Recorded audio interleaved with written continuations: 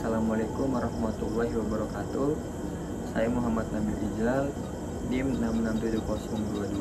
6670220147 dari program studi ilmu pemerintahan Untirta. Video ini saya buat dimaksudkan untuk memenuhi ujian tengah semester yang diampu oleh Bu Eli Nuria. Bisa dilihat dari judul video ini, yaitu perbandingan politik pemerintahan.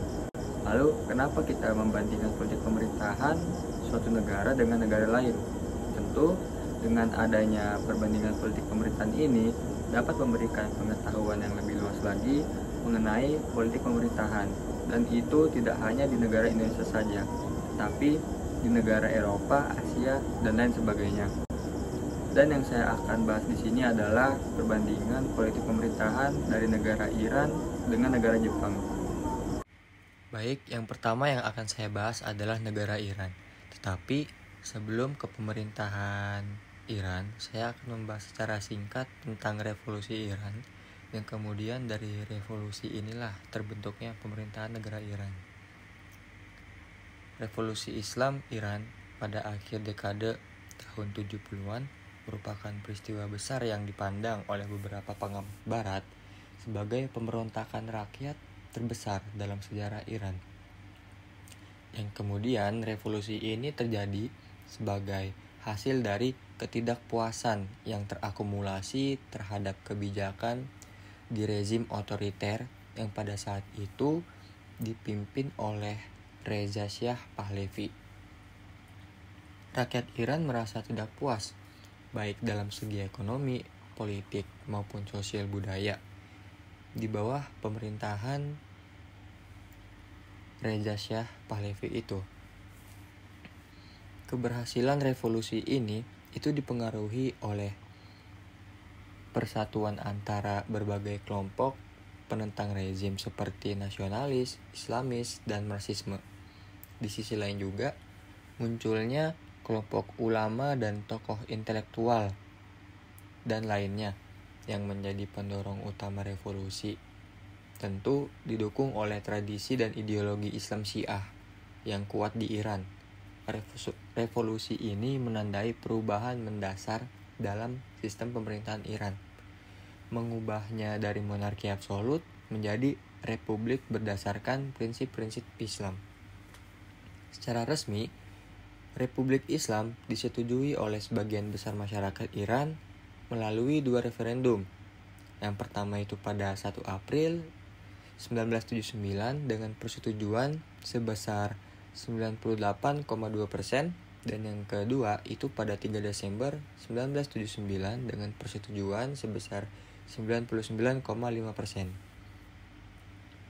Dan perubahan politik ini tidak hanya mempengaruhi struktur pemerintahannya saja, tetapi juga mencerminkan krisis identitas Iran yang kompleks. Banyak sekali debat mengenai kepemimpinan negara menjadi pusat perhatian, mencerminkan perjuangan antara keinginan untuk menjaga identitas Islam dan aspirasi untuk mempertahankan aspek sekuler dalam pemerintahannya. Dengan demikian, revolusi Iran itu bukan hanya merupakan peristiwa politik biasa saja, tetapi juga merupakan tonggak sejarah awal dari sejarah yang mengubah wajah negara Iran secara fundamental. Melalui proses inilah, yaitu proses demokratisasi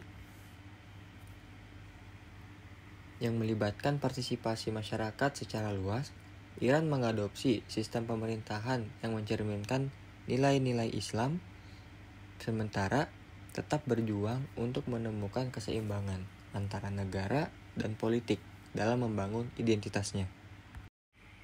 Nah, selanjutnya ada sistem pemerintahan Republik Islam Iran. Republik Islam Iran ini dikenal sebagai Persia, merupakan sebuah negara yang terletak di Asia Barat Daya. Setelah jatuhnya dinasti Shah Iran, pemimpin yang tadi itu, kepala negara di Iran sekarang diwakili oleh imam ke-12 yang ditunjuk oleh Faqih atau Dewan Faqih, atau juga disebut dengan Dewa Keimanan.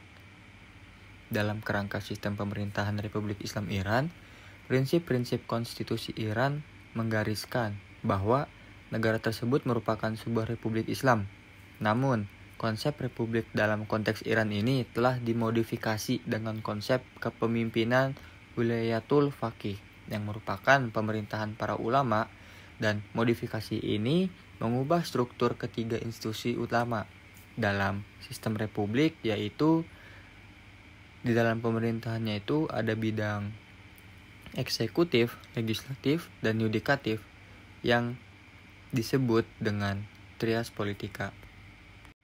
Konsep trias politika ini yang mengatur pembagian kekuasaan antara ketiga lembaga tersebut yang mengalami penyesuaian di Republik Islam Iran. Namun, yang menjadi ciri khas adalah adanya pengaruh dan kontrol utama dari ulama atas keputusan politik dan hukum. Ini mencerminkan dalam konsep kepemimpinan wilayatul faqih, di mana ulama atau petinggi agama yang ada di negara Iran itu memiliki otoritas untuk menentukan kebijakan negara dalam ranah politik dan agama.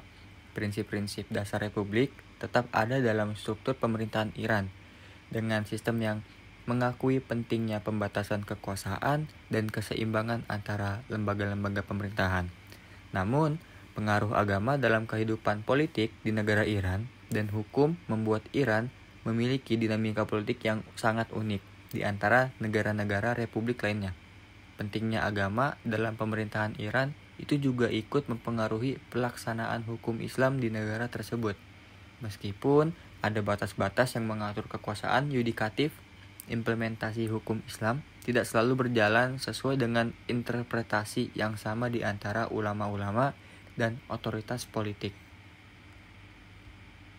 Selanjutnya, saya akan membahas konsep trias politika, meliputi eksekutif, legislatif, yudikatif. Pada lembaga eksekutif di Republik Islam Iran itu memiliki struktur yang unik yang melibatkan beberapa unsur utama dalam menjalankan pemerintahan negara. Dalam Undang-Undang Dasar Republik Islam Iran, kekuasaan eksekutif itu terdiri dari 3 unsur. Tentu yang pertama itu presiden, yang kedua menteri, dan ketiga tentara serta korps pengawal revolusi. Namun, yang menjadi fokus utama adalah peran presiden dengan dewan pemimpin dalam mengatur kebijakan dan pelaksanaan pemerintahan. Presiden Iran juga merupakan jabatan tertinggi kedua setelah pemimpin agung yang bertanggung jawab terhadap penerapan Undang-Undang Dasar dan memimpin lembaga eksekutif. Presiden sendiri dipilih secara langsung melalui pemilu untuk masa jabatan 4 tahun. Berbeda dengan di negara kita yang 5 tahun. Dengan kemungkinan 1 kali masa jabatan tambahan. Dia dibantu oleh 9 wakil presiden dan 21 menteri anggota kabinet yang bertanggung jawab atas bidang tugas masing-masing. Di sisi lain, Dewan Pemimpin ini memiliki peran yang sama pentingnya dalam kekuasaan eksekutif, dipimpin oleh Imam Ali Khamenei dengan pemimpin memiliki kewenangan yang hampir tak terbatas, serupa dengan seorang raja. Mereka memiliki otoritas untuk memberhentikan presiden dan bertanggung jawab atas kebijakan-kebijakan utama negara. Mereka sangat diperhatikan dan diakui oleh umat Islam sebagai pemimpin mereka. Kedua lembaga ini, meskipun memiliki peran yang berbeda, saling melengkapi dalam menjalankan pemerintahan Iran. Presiden bertanggung jawab kepada rakyat, pemimpin agung, dan majelis.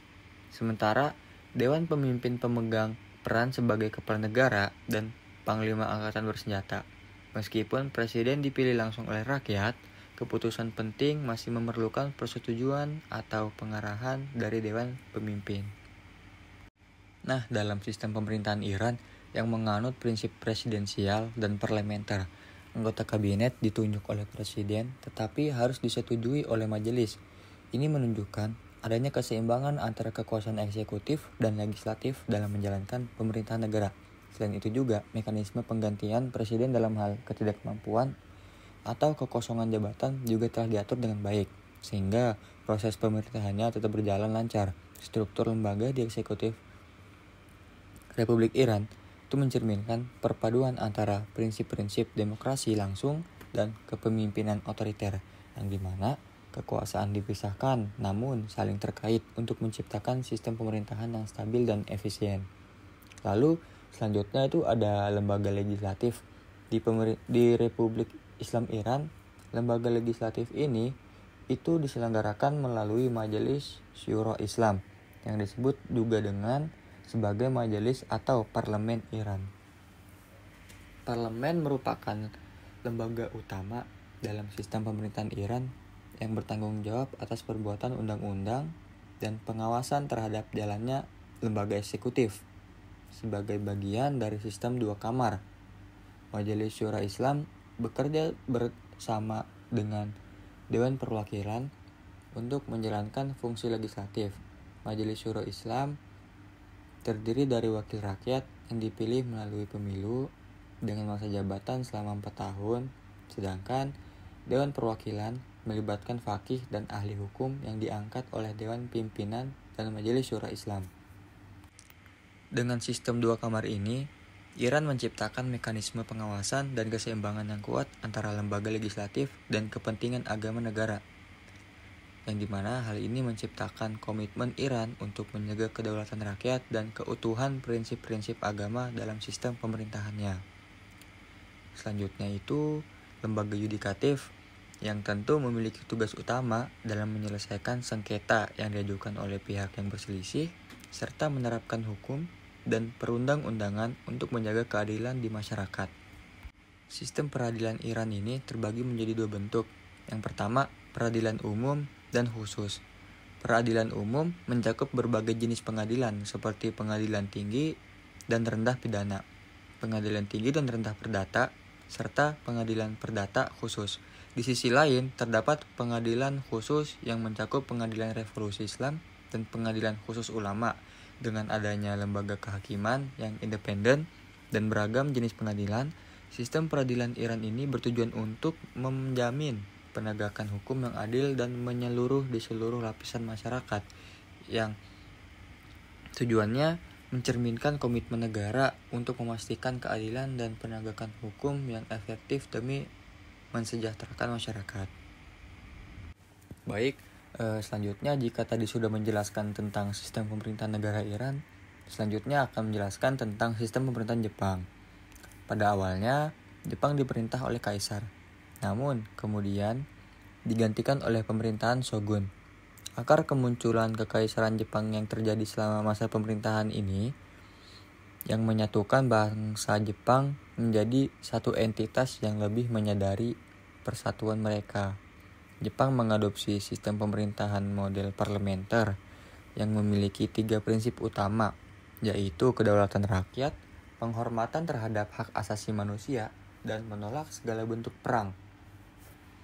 Konstitusi Jepang yang mulai berlaku sejak tahun 1947 itu menegaskan otonomi dari 3 lembaga pemerintahan sebagai berikut: Badan Legislatif atau Diet atau Parlemen, dan selanjutnya ada Badan Eksekutif atau disebut Kabinet, dan yang terakhir Badan Yudikatif atau yang disebut dengan Lembaga Pengadilan.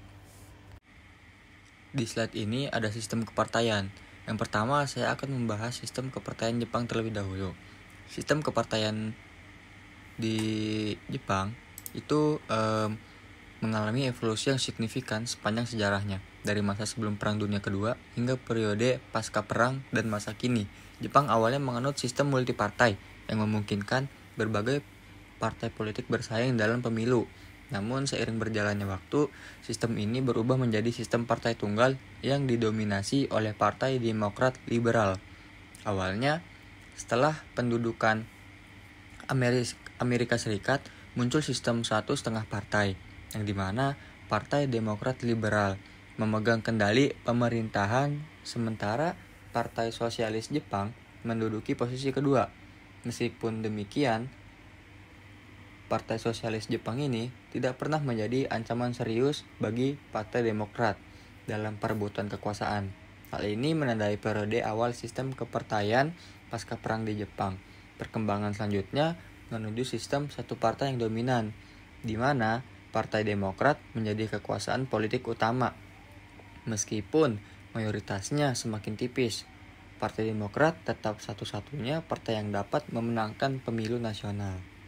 Sementara itu, Partai Demokrat mengisi ruang ideologis di antara Partai Demokrat di sayap kanan dan partai-partai seperti Partai Komunis Jepang dan Demokrat sayap kiri. Sementara Partai Sosialis sendiri semakin terlihat kurang menjadi alternatif praktis bagi sebagian besar pemilih. Namun perubahan signifikan terjadi dengan kemenangan Partai Demokrat Jepang dalam pemilu majelis tinggi. Dengan menangnya Partai Demokrat Jepang itu memberikan hambatan bagi pemerintah Partai Demokrat Liberal yang telah lama berkuasa. Sistem dua partai yang diadopsi menjadi tantangan bagi Demokrat Liberal karena Demokrat Jepang dapat menghalangi kebijakan-kebijakan yang diusulkan oleh pemerintah. Demokrat Jepang menunjukkan posisi yang kuat dengan menolak tawaran koalisi besar dari Demokrat Liberal yang menguatkan posisinya dalam pemerintahan. Namun, konsep sistem dari dua partai ini membawa implikasi atau dampak terhadap pergantian kepemimpinan dengan Demokrat Jepang berusaha untuk menghambat yang dapat menghalangi jalannya proses pemerintahan, seperti yang terjadi dengan penolakan mereka terhadap rancangan undang-undang yang dapat mengancam hubungan bilateral antara keduanya, yaitu Amerika Serikat dengan Partai Demokrat Liberalnya dan Jepang dengan Partai Demokrat Jepang, dan setiap usaha pemerintah untuk membuat kebijakan. Hal ini menyebabkan penurunan kredibilitas PM Shinzo Abe dan PM Yasuo Fukuda yang akhirnya mengundurkan diri dari lembaga politik Jepang. Pada periode pasca perang sering kali disoroti oleh para pengamat luar, khususnya di barat. Namun sejarah demokrasi Jepang menunjukkan bahwa pengalaman demokrasi sudah ada sebelum Perang Dunia Kedua dan pendudukan Amerika Serikat. Partai politik telah berkembang sejak periode Taisho dan setelah perang mereka menjadi elemen penting dalam demokrasi Jepang. Selanjutnya ada sistem kepartaian dari negara Iran. Sistem kepartaian di Republik Islam Iran ini telah mengalami perubahan sejak revolusi tahun 1979 yang awalnya hanya satu partai dominan yang dikenal sebagai Partai Republik Islam yang menjadi partai penguasa dengan dukungan utama dari para pemimpin agama, terutama para mullah. Meskipun demikian, dalam praktiknya, partai ini itu mengalami perbedaan pendapat di antara kelompok-kelompok di dalamnya. Namun, pada tahun 1989, partai politik di Iran ini menghadapi perubahan signifikan ketika Imam Khomeini menghapuskan partai-partai politik dengan alasan konflik internal dan perpecahan di kalangan para pemimpin revolusi yang menyebabkan sistem kepartaian Iran menjadi lebih terbatas dengan kebebasan berpartai yang terbatas dan partai-partai politik yang diatur secara ketat oleh pemerintah. Meskipun demikian, meskipun partai-partai politik formal dihapuskan, berbagai kelompok sosial dan politik masih aktif dalam politik Iran. Kelompok ini terbagi menjadi beberapa koalisi dan kelompok independen yang mewakili berbagai spektrum politik, mulai dari garis keras hingga konservatif reformis. Di antara kelompok-kelompok politik yang signifikan itu seperti koalisi kelompok harmonis yang didominasi oleh kelompok garis keras yang dipimpin oleh Society of Combatant Clergy. Kelompok ini memiliki pandangan politik yang konservatif dan mendukung pemeliharaan nilai-nilai revolusi dalam Islam. Lalu ada Dewan Koordinasi dari Front 23 Mei yang dipimpin oleh Majma' Ruhaniyat Mubarak, memiliki kelompok konservatif yang lebih moderat. Mereka biasanya mendukung reformasi dalam kerangka sistem yang ada. Dan yang terakhir itu ada kelompok independen yang terdiri dari berbagai partai dan individu yang memiliki pandangan politiknya yang beragam. Ini termasuk Front Moderasi dan Pembangunan Green Party dan individu-individu yang tidak terafiliasi dengan kelompok tertentu. Meskipun sistem kepartaian Iran terbatas, berbagai kelompok sosial dan politik itu tetap aktif dalam politik negara, meskipun dalam kerangka aturan yang diatur oleh pemerintah. Ini mencerminkan dinamika politik yang kompleks di Iran, di mana berbagai kepentingan dan pandangan politik berbenturan dan berinteraksi dalam upaya mempengaruhi arah politik negara. Selanjutnya itu ada sistem kebudayaan.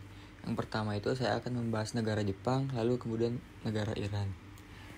Kebudayaan negara Jepang itu seringkali berhubungan dengan suatu sistem yang di dalamnya terdapat interaksi masyarakat yang umumnya terjadi secara rutin dan dipelihara hingga dilestarikan terus untuk jangka waktu yang panjang. Jepang juga dijuluki sebagai negara yang memiliki kebudayaan berwajah dua, karena di satu sisi Jepang dipengaruhi oleh tradisi modern dan budayanya yang nyaris mirip dengan kehidupan masyarakat barat. Namun di sisi lain, Jepang juga mempertahankan dan melestarikan budaya tradisionalnya. Jepang di banyak bidang yang selalu otentik dengan makanannya, busananya, dan lain sebagainya. Mungkin ada satu tradisional yang sangat dikenal dengan negara lain, itu seni tradisional origami atau seni lipat kertas. Dalam origami, selembar kertas biasanya dilipat menjadi berbagai bentuk dan pola tanpa menggunakan gunting. Origami ini telah menjadi bagian integral dan budaya Jepang selama berabad-abad dan telah berkembang menjadi seni yang sangat beragam, yang pada awalnya origami digunakan untuk membuat dekorasi, ritual, dan seremonial dalam kehidupan sehari-hari. Tetapi seiring berjalannya waktu, menjadi hobi dan seni yang populer di seluruh dunia. Nah, terakhir sistem kebudayaan Iran, yang merupakan hasil dari perpaduan antara nilai-nilai Islam yang kuat dan warisan budaya kaya dari sejarah. Islam memegang peran sentral dalam kehidupan sehari-hari masyarakat Iran yang mempengaruhi segala aspek kehidupan, mulai dari kegiatan sosial, politik, ekonomi, hingga seni dan budaya.